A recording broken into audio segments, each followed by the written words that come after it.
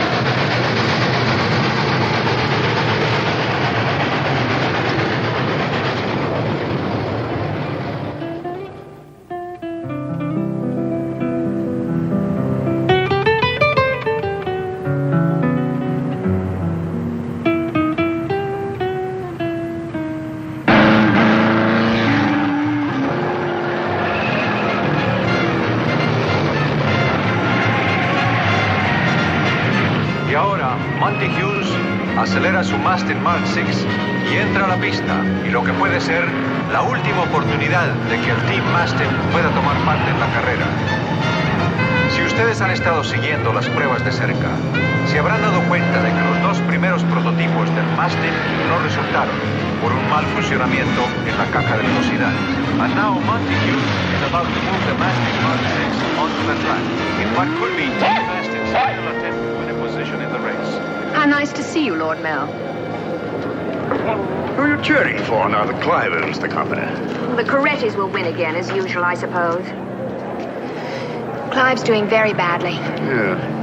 It's a pity. If you've been following the qualifying, you know that Mastin's first 2 prototypes failed because of blown gearboxes. Now it's up to Hughes to turn the trick for Mastin and for Clive Darrell, who could certainly use a little good fortune at the moment.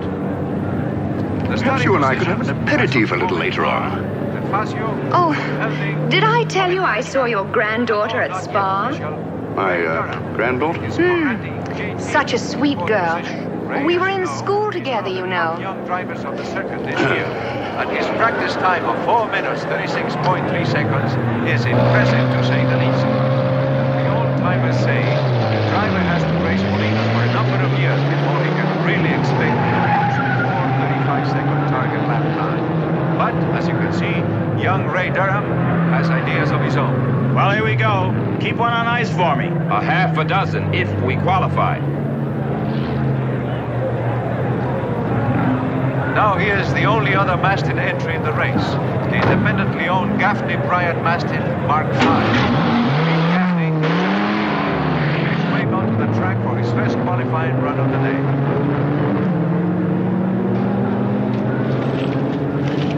Well, I can't very well wish him ill, can I, Rudy? After all, it wouldn't be asking too much, would it, for one Mastin to finish in the money? Gaffney might do it, sir. He's usually in the money somewhere. I'm talking about finishing. What's happened to Hughes? You should have heard from Potrero Bend by now. Mr. Darrell, there's a call for you, sir. Potrero Bend? No, sir, it's on track phone. It's first aid. First aid? Aye. This is Clive Darrell. What's the matter? How often I've asked myself that same question. Rhona! If you look up in the stands at the back, I'll wave. Perhaps through sign language we can achieve understanding. Rhona, I'm running a race. Well, if I'm so bothersome to you, why haven't you signed the divorce papers? You've had them for over a week. Don't worry about your papers. You'll get them.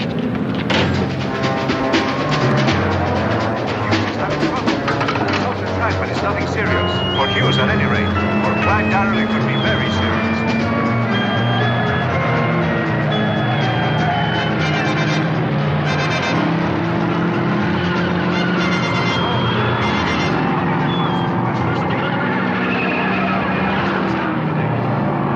Manchester, 4 minutes, 36.1 seconds, puts him into third starting position as of now. And I'm sure the Garner England team, after their tough luck here last year, is more than satisfied.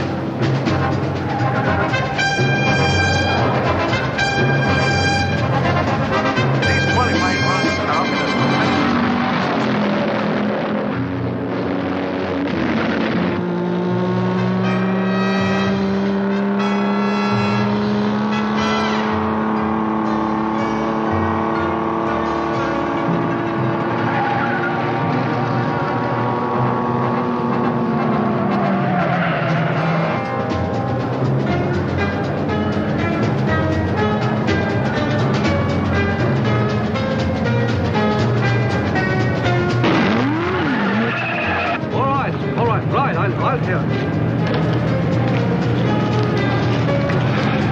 happened again, Clive. Where is he? Almost to the airfield.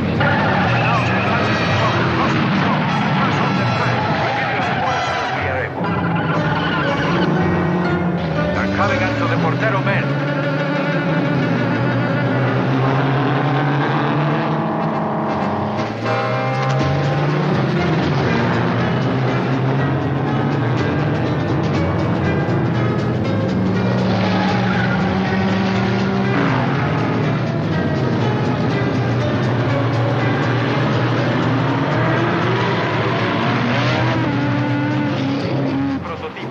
Aston Mark VI han sido eliminados por mal funcionamiento mecánico, mientras que el Gaffney Bryan Mark V, timoneado por Pete Gaffney, ha pasado la prueba para la carrera con un tiempo de 4 minutos 45.7 segundos, que pondría al Mark V en posición 27.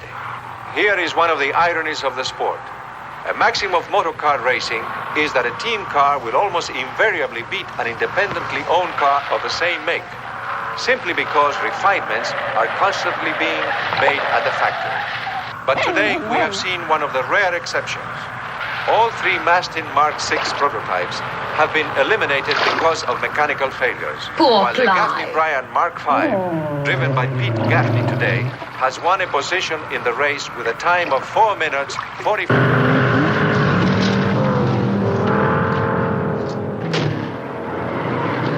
Relax, they'll work on it. We're still in a race.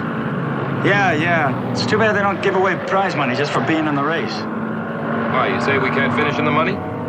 Judging by the way those Carettis ate me up in the straights, I'd say you'd find a better bet in a horse race. Did you see that new Mastin prototype, the Mark VI?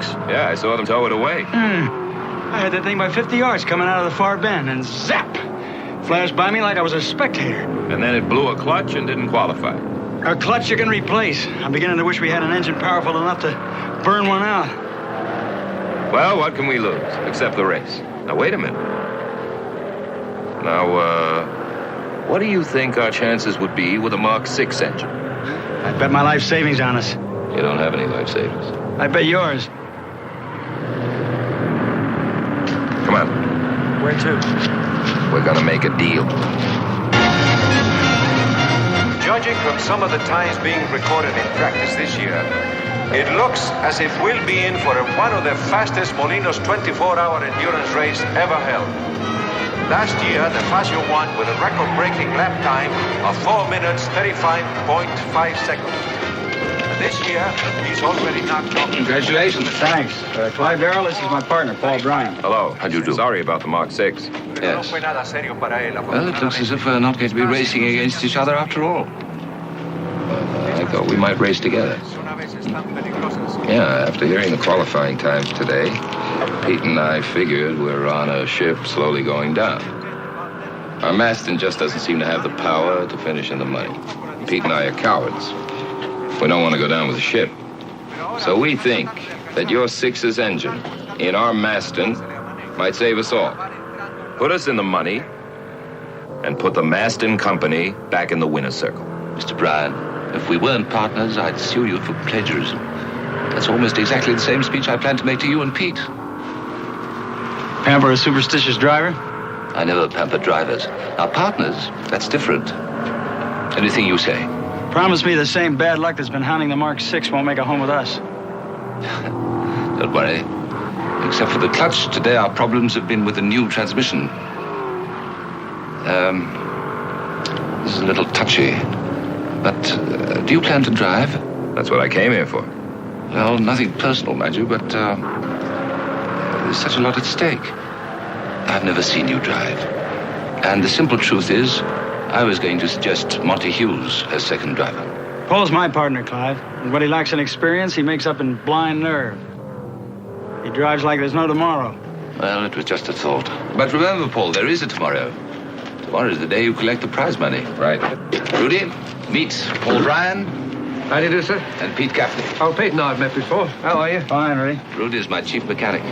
Rudy, these gentlemen are our partners for the race. Or rather, we're their partners. We're going to transfer the Mark 6 engine to their Maston. I think you better get both crews working on the conversion. Yes, sir. We're going to win this race, even if it kills us.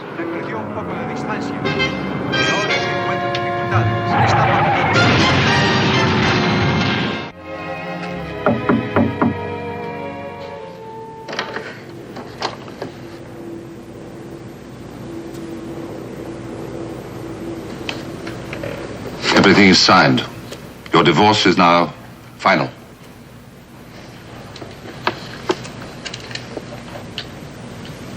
Well, may I come in? I suppose so.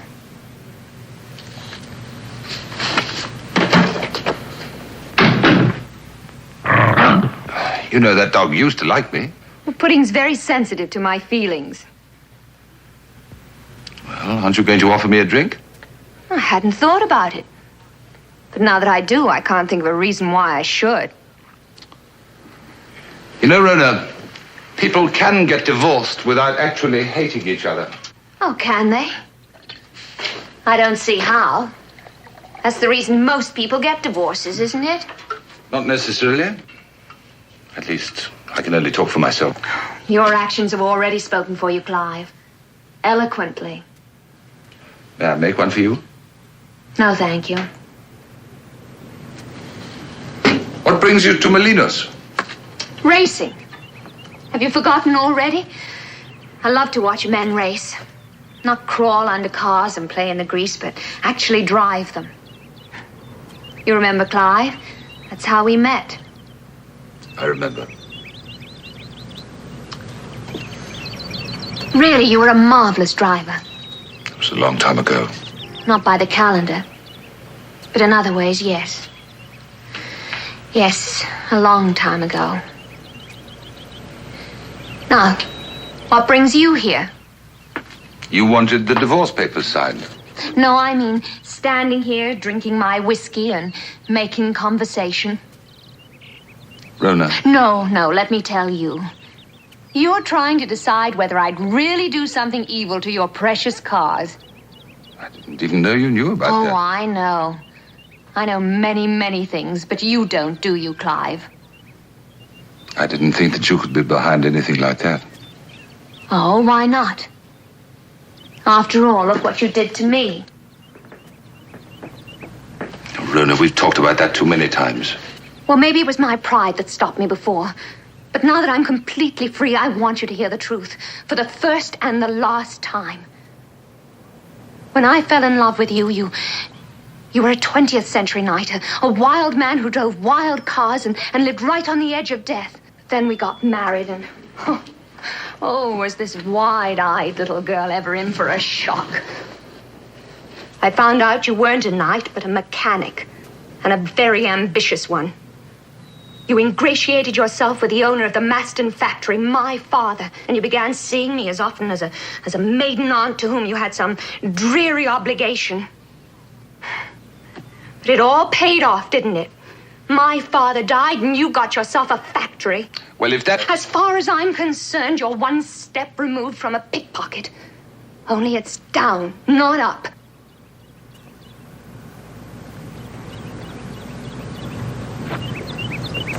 The company's on the edge of bankruptcy, isn't it, Clive? I'm sorry you feel that way about it, Rhona. Because you're wrong. About me and about yourself. I won't try to explain my motives because you're too sure of them already. But there is one thing I'd like to explain that you don't understand. You say you hate weak men, but a weak man is the only kind that you could ever live with. One who would devote himself exclusively to you. That's not The kind true. of man you think you'd like lives for two things: the woman he loves and his work. Sometimes he devotes too much time to his work, sometimes much too much time. In my case, I had a car on my hands that was threatened with extinction. I had to do what I could to keep it alive. And I neglected you. But I'd do it all again, Rhona. All of it. Because I am what I am, and I'm not going to change for anyone. Not even the woman I love. Oh, you're very persuasive, Clive. But then you always were. Thank you for the drink.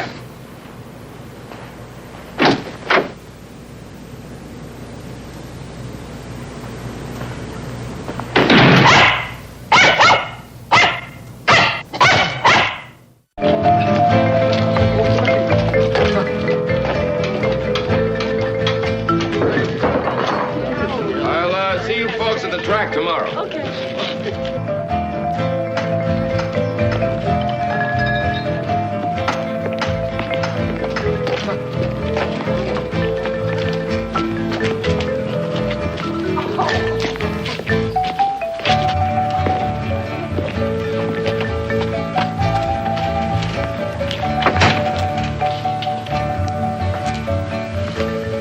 Rudy. Oh, good evening, Mr. Bryan. Thought the work was all finished. Except for final adjustments and carburation, it is, sir. Well, then you're working on the wrong engine, aren't you? I suppose you might say that depends. On what? On what I find. You're a hard man to get an answer from, Rudy. Just what is it you're looking for? Well, I don't like to sound like a ruddy detective, sir, but I'm looking for evidence. Of what? I helped design the Mark 6 chassis and engine. I know this car inside out, and I know this was intentionally damaged. Now, that's the... I would say it was cut by a knife. See the way they mold the rear seal. Expert, that's all I want to know. Oh, wait a minute, old buddy. Wait a minute.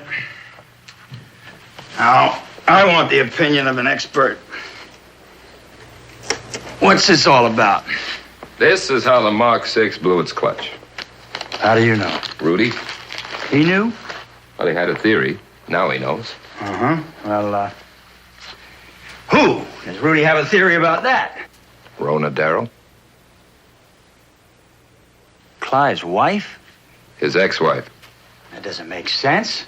Tell me if I'm wrong, but isn't she George Maston's daughter? Doesn't she own part of the Maston Company? Well, she owns 49%. The rest was willed to Clive. Well, 49% ain't exactly the short end. It is to Rhona. But you see, the Maston Company's only a fraction of her holdings. It's all of Clive's.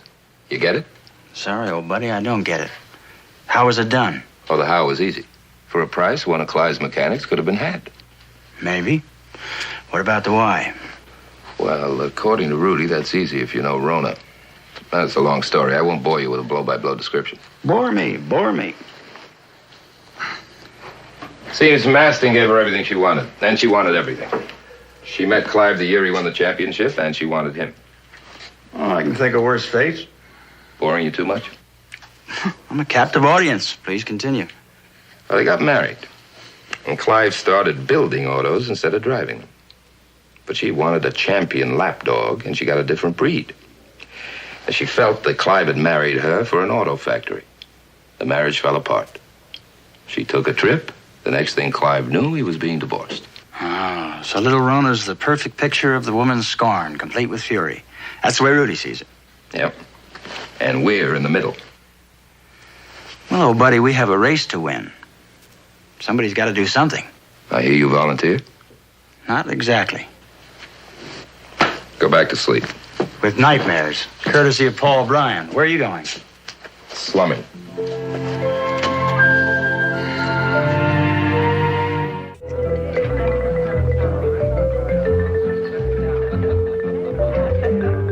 Hoyt, you qualified. Congratulations. You too. Why don't you sit down and have a drink? Thanks. Wait, what do you have? Whiskey and soda. Whiskey and soda there. Paul, this is the beautiful Rhona. This is the beautiful Mrs. Rhona. Rhona Paul. Now, that's what I call instant introduction. We're another product of the 20th century living. Instant everything. And to think it all started with mashed potatoes. Well, I got the beautiful Mrs. Rhona part. Would the last part be Darrell? At the moment. Would it make any difference if it weren't? What's in a name? Great deal. Well, would it mean a great deal to you if I told you that my... Oh, no, don't tell me. Let me guess. Since your first name's Paul, I'd say, oh, what a wild guess. Something like, Bryan. Amazing. If I didn't know better, I'd think you were tipped off. Would you like another drink? A margarita, please. How'd you know my name? Oh, I told you, I'm very perceptive about people. Also, I'd say you were probably from San Francisco. Of course I know who you are. The racing community is a very small one. Everybody knows everything that goes on. I'm sure, for example, you know a great deal about me. Tell you the truth, there is one thing that wasn't in your dossier. Oh, now what could that be? Do you dance with suspected enemy agents? Always.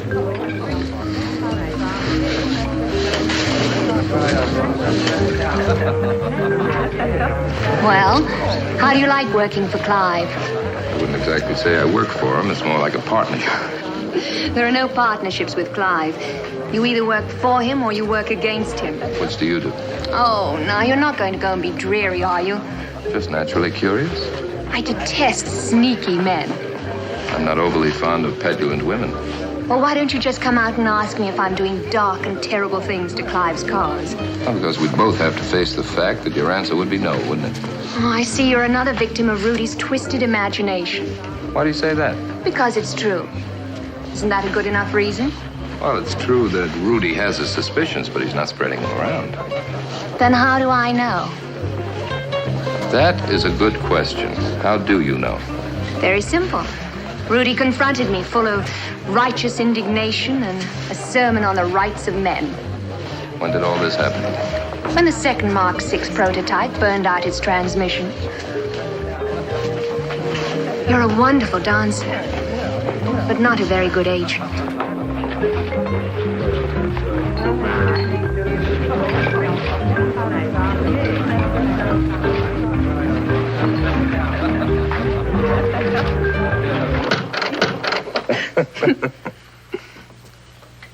Are you a good driver? When I'm lucky. You see, I do it for fun. Well, you can't be very good. You haven't mentioned revs, engines, horsepower all evening. You've devoted yourself exclusively to me. Well, I devote myself to the present. It's a habit of mine. Are you going to kiss me? I think so.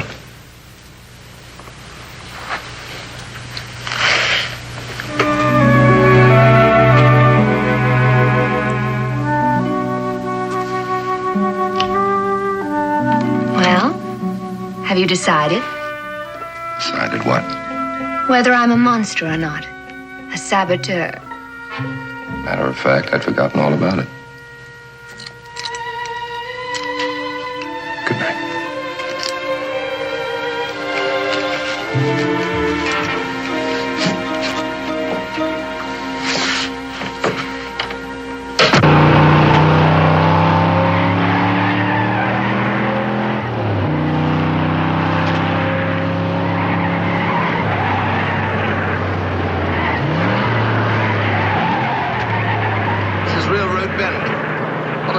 Curve, but tricky. A lot of drivers get fooled by it.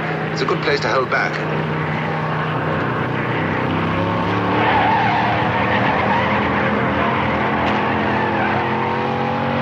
Have a good time last night? Yes. She's very beautiful, isn't she? Very. Did she drink too much? Just a couple of margaritas. Good. I heard that she'd been drinking quite a lot lately.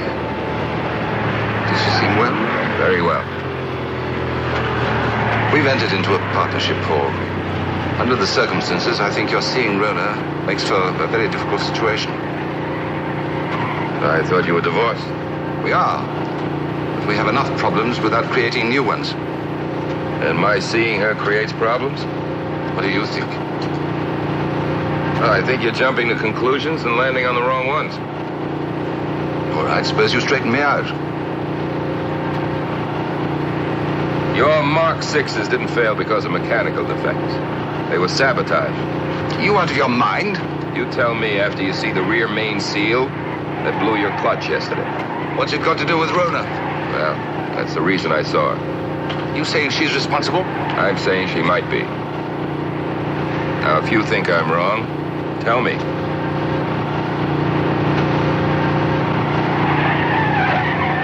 I need hardly tell you how I felt when I saw this seal.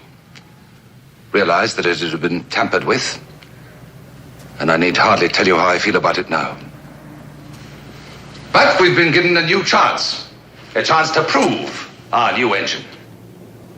As you know, we were hoping to finish the carburation and fine-tune in time to make a test run before the race tomorrow. But without your help, we don't have a hope. However, under the circumstances, I feel I have no alternative. I'm placing you all on temporary suspension. And I'm asking the man guilty of this to contact me here within the next 2 hours. If the man responsible does not come forward, I'm afraid I shall have to let you all go permanently. To that man, whoever you are, I won't press charges. I promise you that.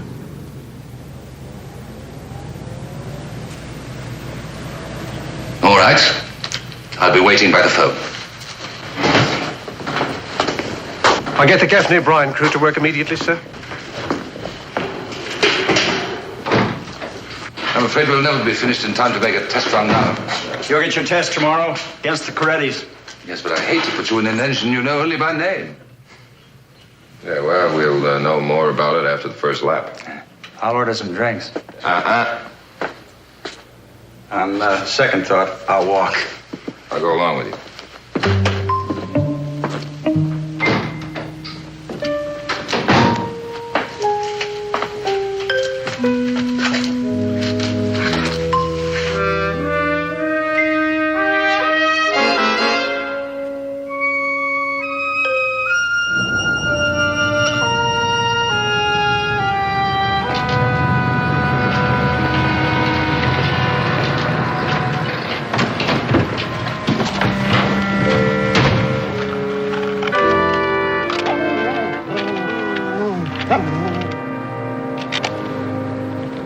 Sweetens the breath.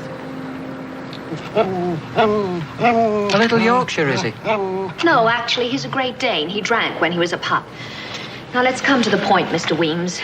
Well, long and short of it is, Mrs., he's fired the lot of us and put on Gaffney Bryan coup around the clock. Oh, the whole business is so stupid. Yes, Mrs. Well, you'll just have to find someone on the new crew. I think I can do that. There's a man I know who... Please, I don't want to know his name, and I don't want to see him. Just tell him that I don't want any of the drivers hurt. That's all right, Mrs., only... Only you want more money. Well, I have lost my job, and in all fairness, Mrs., Mr. Darrell was a generous man. He'd promised a bonus if... All right, Mr. Weems, you've made your point. How much do you want this time? Say £500 now, and 500 when job's done. There's some money in my bag. Are you sure the new man can do whatever has to be done before tomorrow? Shouldn't be a problem. You'd be surprised how easy it is I don't want to know the details. Just tell him that no one's to be hurt. Will do, Mrs. What did you say that little fella's name was? Mr. Weems. Well, I'm afraid the resemblance ends there, of course. Pleasure doing business with you, love.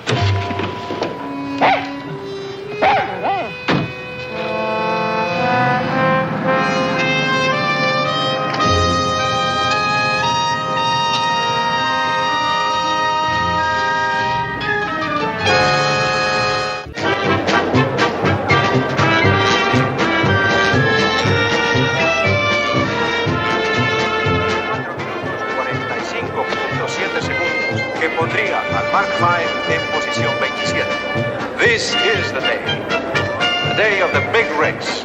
Drivers on cars that proved themselves in the practice runs and qualified will have to prove themselves all over again in this grueling test of men and machines. We're nearing the race time now. The cars have been pushed onto the starting grid, and the drivers are lined up waiting for the starting signal. There they go!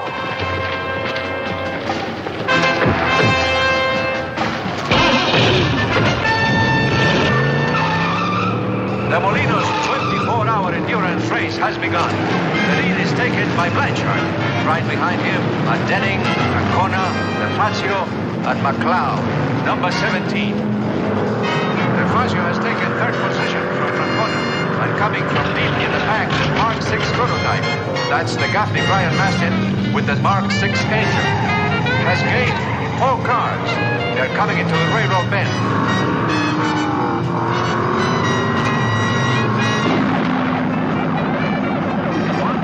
Trouble. He's lost control. He's slipping. Bursting into flame. I don't know if... Yes, here he comes. He looks all right. He's away from the car and safe.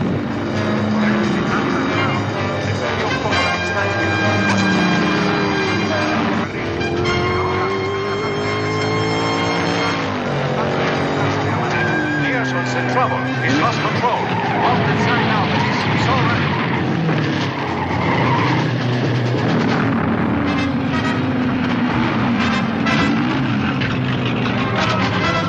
Gaffney's having major trouble.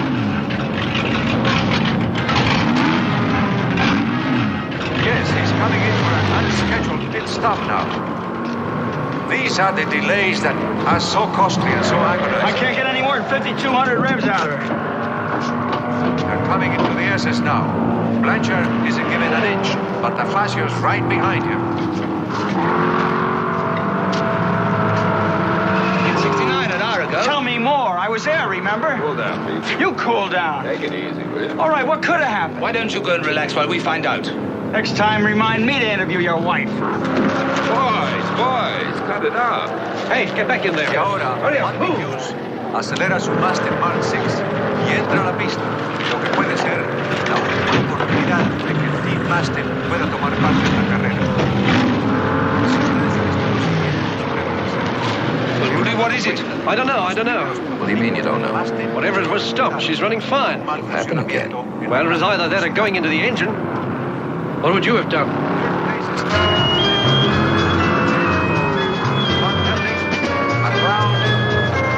Rhona and Darrell. Coming out of the hairpin is McLeod.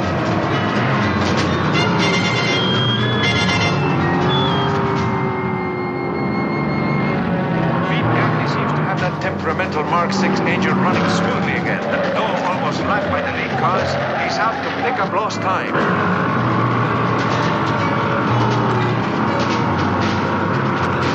Now beginning the 4th hour of the race. Mr. Fazio still in the lead by 8 to 10 seconds, followed by Rhona, Darrell, and Van Helding. And to add to everyone's troubles, we just received a weather report that indicates we may be in for some rain. Gaffney's Mark 6 seems to be acting up again.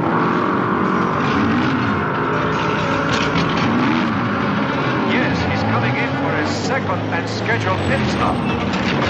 Even with almost 20 hours to go, trouble like this can put a car Well, so she's far doing it again. Running along beautifully, and then she starts missing again.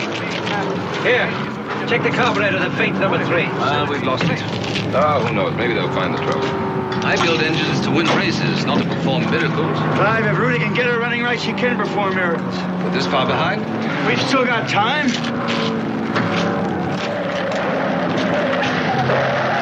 Well, now, what do you really think? All I can say is I'm glad I'm not Clive. Yeah, well, we still have 20 hours. A lot can happen. I've got it. This is in the fuel line, a piece of steel wool. Looks like somebody got to our crew. Oh, it doesn't matter. We found the trouble now. All right, boys, we're ready. Good luck.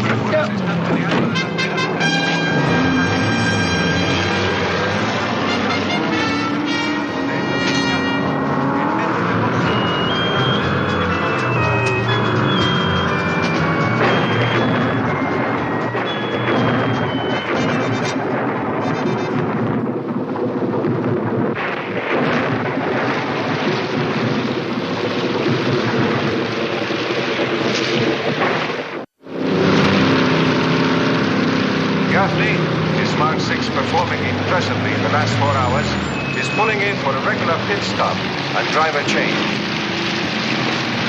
Even in this weather, Gaffney has made up the She's running great, you'll have to hold her back. What for?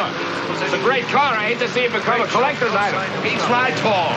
I appreciate the thought, but it won't Ready, help Mr. anyone Bryan. if you spin out and lose her. I'll see you gentlemen later. All right. Many minds crying, yes.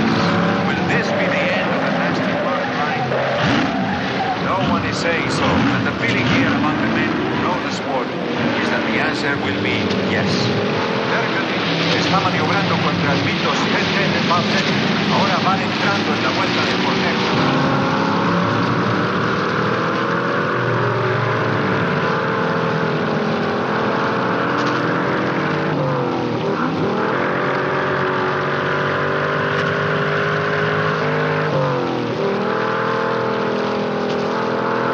Display of skill and determination by Paul Bryan.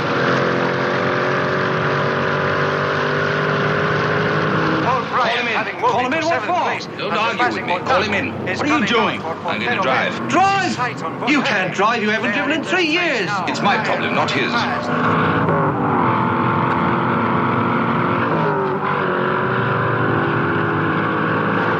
Bryan, a relative newcomer to the sport, has had heads turning. In less than 2 hours behind the wheel, he's wiped out the masting deficit. The pit signaling Bryan in for an unscheduled stop. Behind the Fascio, Darrell and Rhona is Blanchard and Denning fighting it out for 4th and Von Helding in 6th position. Well, what's going on? We're in 6th place. I'm taking over, Paul. Has everyone gone crazy? No, just Clive. It's the Fascio, Darrell, Rhona, Denning and Hoyt. They're pulling the Mark 6 back into the race. And now into the 13th hour, the lead remains the same. Rhona es tercero, Denning cuarto, y Darrell viene disparado tras Denning.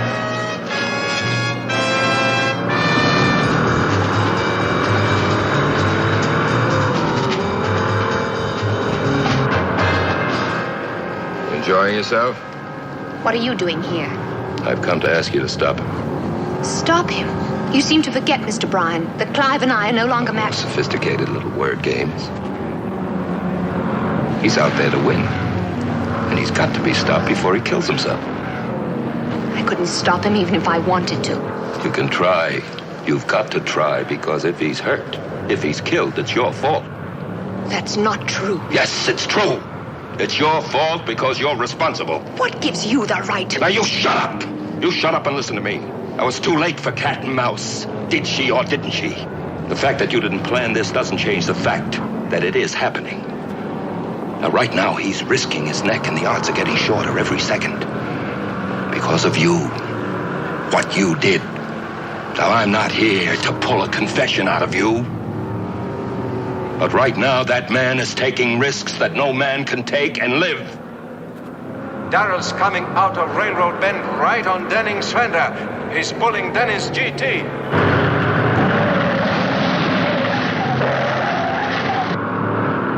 But they're approaching the S's, and Darrell will be forced to... No, he's trying to come through on the outside. He'll never... He's into the S's in a slide, spinning. He's pulling her out. Fantastic, unbelievable. What do you want me to do?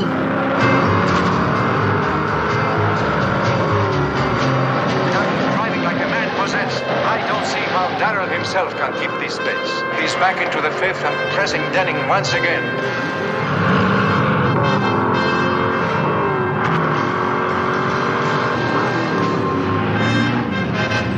Clive Darrell is pulling in for his regular pit stop now.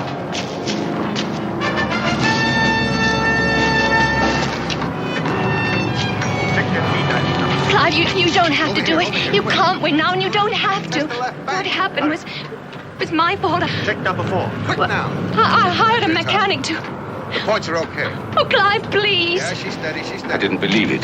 Not for 1 second. Over here, bring it over. I can hardly believe it now. Clive, don't. Fine. I'll lend you whatever you need to keep the company going. I didn't realize. We're ready, Mr. Darrell. Clive, I'm begging you.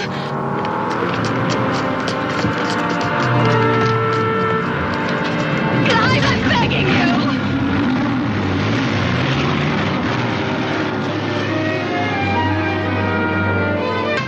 just entered the 15th hour. Is the Fascio still holding the lead? Durham in second and Darrell now in third. Here he comes now, making his stride.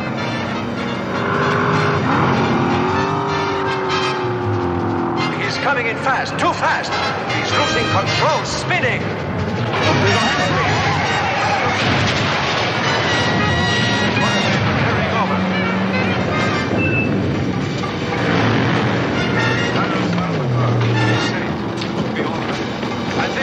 Are you all right, sir? Yes, thank you. Have a look at the car. All right, sir. You're sure you're all right? Yes, positive. Thank you.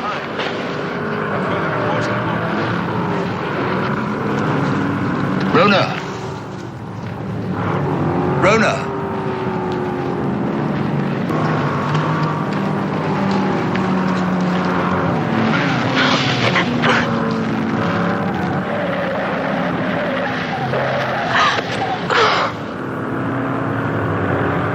It's all right. We're not too late. As of now, we're both on probation. We'll report to each other.